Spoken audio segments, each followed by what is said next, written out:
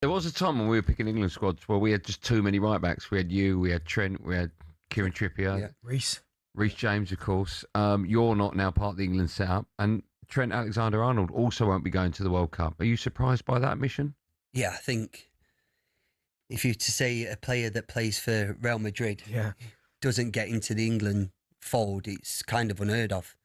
But for whatever reason, the manager's decided to go down the route that he's gone down, and you have to listen. He's managing us in the World Cup, and we have to trust him. And I feel that the more that we get behind the lads, the better it's going to be. Listen, there's always going to be doubts and question marks and on everything that a manager does. But I feel that if we get behind him in the best way that we can do, especially when I think back to Russia, how much the nation was actually behind us then, it's only going to help him.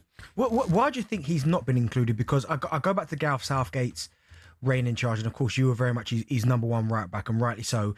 And it was almost who's going to be number two? Was it Trips? Was it going to be Reece James? And then now a new regime's come in, Thomas Tuchel, and the same thing seems to be happening. Now we all know how much of a wonderful footballer Trent is. I mean, his range of passing it's incredible, his technique. But it's another manager that's opted to kind of go elsewhere. Can you understand why that is? No, not really. Not really, because I feel that we all talk about Trent and what Trent does or what Trent doesn't do so well. But let's talk about what Trent does unbelievably well and probably the best in the world in his position at right back with his range of passes, his delivery on the ball, his assists. And also you have to think about the big games that he's played in, whether that's Champions League finals or big games for Liverpool or big games for Real Madrid.